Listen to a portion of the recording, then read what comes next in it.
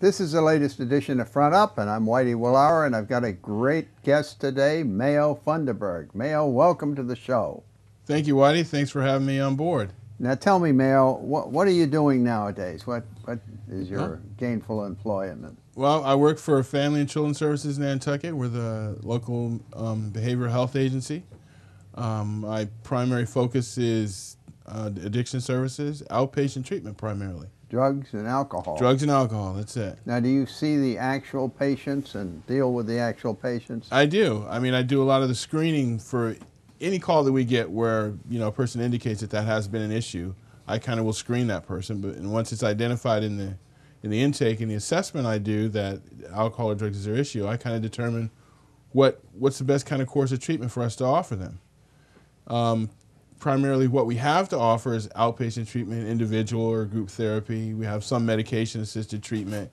Unfortunately, we don't have really the money or the manpower to really offer the whole spectrum of the behavioral health care for addictions that we'd like to. What would be in the spectrum? Detox and things like that? Well, there would be initially detox, which is like 7 days, and then there'd be an inpatient treatment, which might last 21 days, and then you might have a long-term inpatient program, might be 90 days, if that wasn't something that was available or worked well with a person, because what you have to look at is what are the person's resources, what is the person's situation, what kind of treatment do they need, but what really matches up best with what's going on in their life.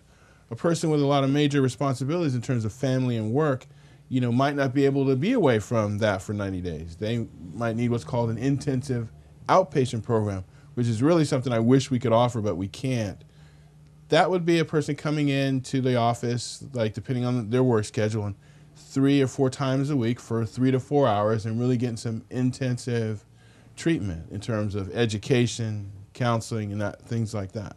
When you have this inpatient, where do you send people generally? Primarily, our main referral source is Gosnold. Their main office is in Falmouth, but they have satellite programs around the Cape. They offer the detox. They're the closest ones for us to get to. They do have a 21-day program, and they also have, not 90-day, and they're also connected with sober houses, which is the step after a person's been in treatment for about 90 days or so. 90 days away from the island. Away from the island. So see, that can be a problem. We live in a small community, and some of the work is seasonal, and so people can't really access, based on their circumstances, what they really need. But if a person's really committed to making a change in their life, they can figure it out, and we can help them kind of make that change possible. What kind of addictions are you seeing the most of? Well, the two kind of that we see the most, and one is marijuana.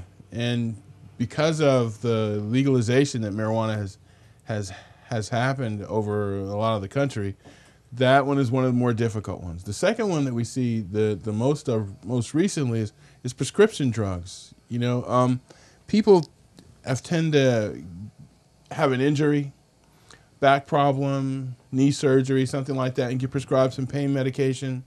And what has happened is in the industry, there's not, people aren't really aware of how closely they really need to monitor the taking of that medication and how soon they might need to try and come off that medication. Nobody really likes to be in pain. So when a doctor prescribes something for the pain, you think there's nothing wrong with it. But some of the opiates now, the oxycodone, OxyContin, Percocet, things of that nature, are highly addictive.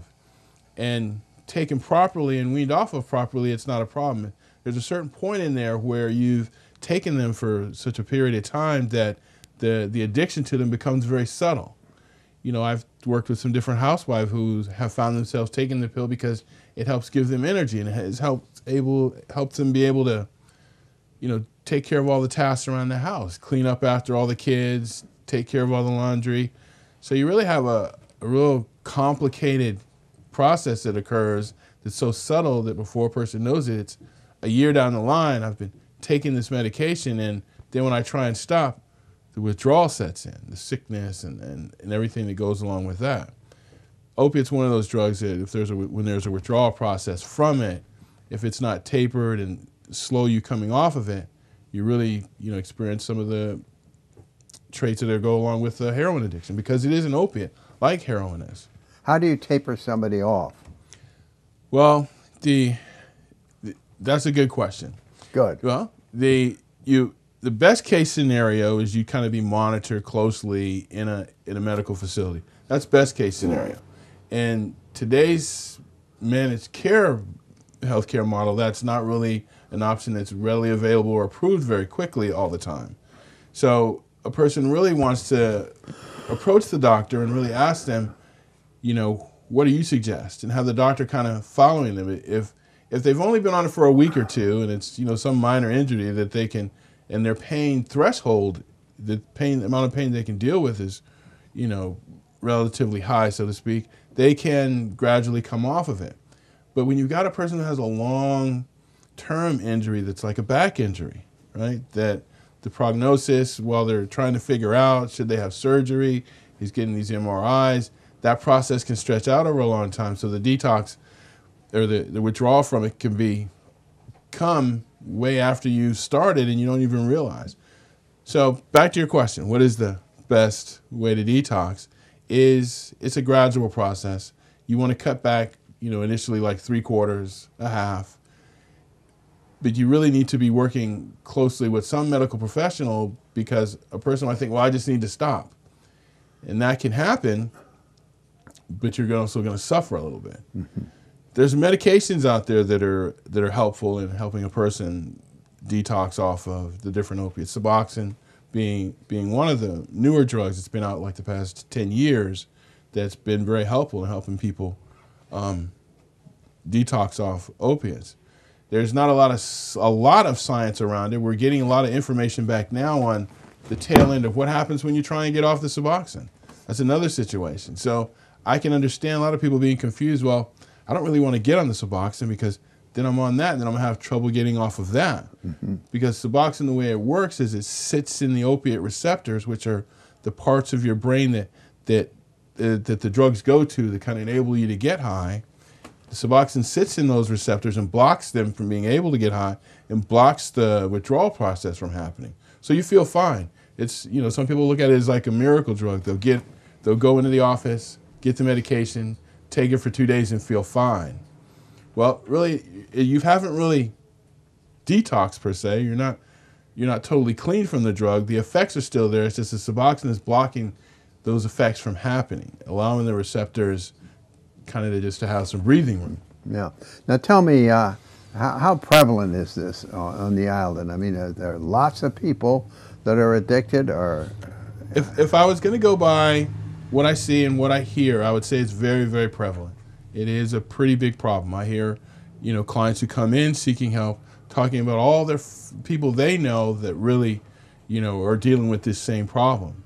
But A, may not have realized it's a problem, or B, are really nervous about trying to get it addressed because of concerns about confidentiality. I mean, we live in a small community, and that can be a very legitimate and serious concern for someone. Mm-hmm. I mean, what people need to understand about, if you come to seek help from us, your information or the fact that you're seeing us is protected by not just one set of federal laws, but 2 sets of federal laws. That even if there is some kind of legal matter going on, no information that we gain can be used to prosecute an individual for any kind of crime. And people really need to know that seeking help is safe. It's safe to do. It can be done confidentially. I mean, in certain situations, we do work with people in their homes because of, a really serious underlying issue with confidentiality. It's not common, but, we have done it before. Now, Mayo, you mentioned marijuana as being quite prevalent on the island here.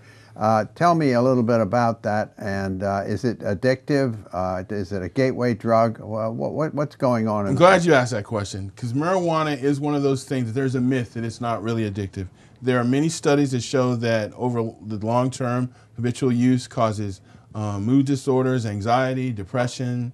I've had a person in my office who I convinced him to stop using marijuana after a year, and in 2 weeks, this anxiety he had suffered with was completely gone.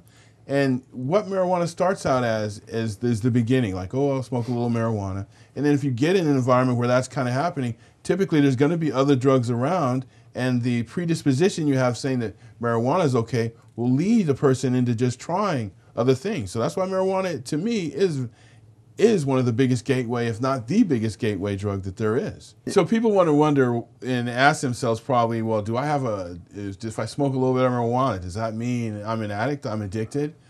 It may and it may not. You really have to look at, what's your relationship with marijuana? Is it something you find you can't do without, that you find yourself doing routinely on a daily basis?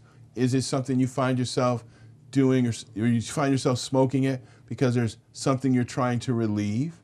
Now, if you're smoking it like it happens occasionally once a year when you're at the Christmas party, no, you probably don't have a problem. If you're smoking it every day because you think you need to help you sleep, then that's a problem. If you're smoking it every day because it helps calm you down because you get worried and excited and have a lot of things in your mind, then yes, could be a problem. Because if you listen to me, I'm describing you using it to address some other issue.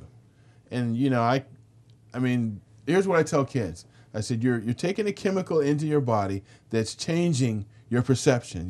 It's changing your ability to be aware of things. And you're trying to tell me that you think that doesn't have some kind of long-term effect? Come on now. I mean, it's changing the way you feel. So yeah, it's having some type of effect. And that happening over and over again. And I give kids studies. You can go to the National Institute of Drug Association. There's different reports out there that you'll find that'll give you clear-cut medical evidence about the connection between long-term drug use and anxiety and different mood disorders.